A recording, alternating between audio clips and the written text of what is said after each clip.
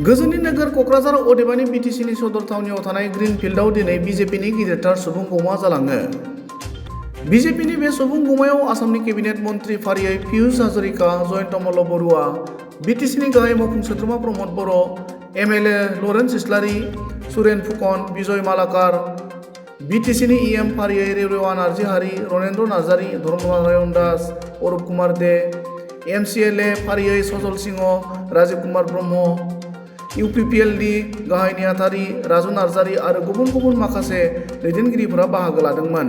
गुबुन फारसेथिं बिजेपि हान्जानि सुबुं गौमायाव केबिनेट मन्त्रि पियुष हाजरिकाया बाहागो लानानै खौरांगिरिनि सिगाङाव आसामनि गिबि मन्त्रि डक्टर हिमन्त बिश्व शर्माया खोथा होनायफोरखौ फारि फारि मावफुंदों। आसामाव सा 21 लाख आइजोफोरा अरुणोदय बिथांखिनि रां मोननो हादों आरो दा गोदानै सा 21 लाख आइजोफोरा अरुणोदय बिथांखिनि रां मोनगोन। दासिम हादोरसायाव सा 87,000 लाइमोनफोरा रां होआलासेनो साख्रि मोननो हाबाय होनना बुङो।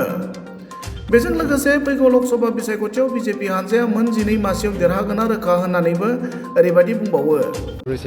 আজি অত্যন্ত ভাল লগা পৰিৱেশ কোকৰাঝাৰত 20,000তকৈ অধিক মানুহে কোকৰাঝাৰত আজি বিজেপিৰ সমাৱেশত যোগদান কৰিছে আৰু ই প্ৰমাণিত কৰিছে যে কোকৰাঝাৰত বা বিটিআৰত বিজেপিৰ অৱস্থা খুব শক্তিশালী আৰু অহা লোকসভা নিৰ্বাচনত আমাৰ মিত্ৰ দল আৰু আমি কোকৰাঝাৰত জয়লাভ কৰিম। আজিৰ কথাই প্ৰমাণ কৰিলে নৰেন্দ্ৰ মোদী ডাঙৰীয়াৰ প্ৰতি মুখ্যমন্ত্ৰী হিমন্ত বিশ্ব শৰ্মা ডাঙৰীয়াৰ প্ৰতি ৰাইজৰ মৰম আছে, ৰাইজৰ শ্ৰদ্ধা আছে, ৰাইজৰ আশীৰ্বাদ আছে। সেইকাৰণে আজি কোকৰাঝাৰখন জনসমুদ্ৰত পৰিণত হ'ল বিজেপিৰ সভাত।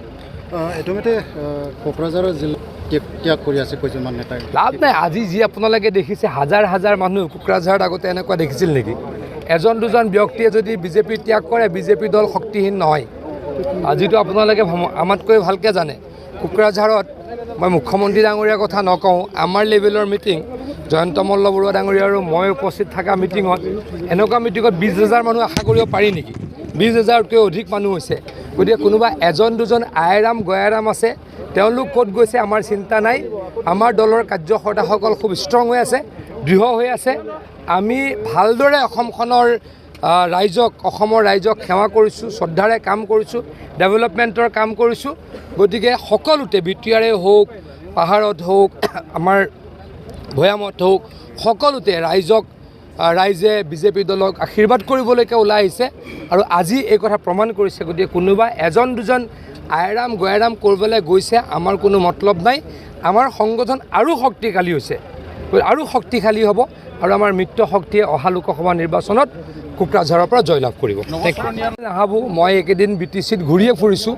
নৱশৰণীয়া ডাঙৰীয়াৰ অস্তিত্ব আছে বুলি মই নাভাবোঁ। আমি এটা কথাই ক'ব খুজিছোঁ, আমাৰ সভাসমূহত যথেষ্ট মানুহৰ সমাগম হৈছে।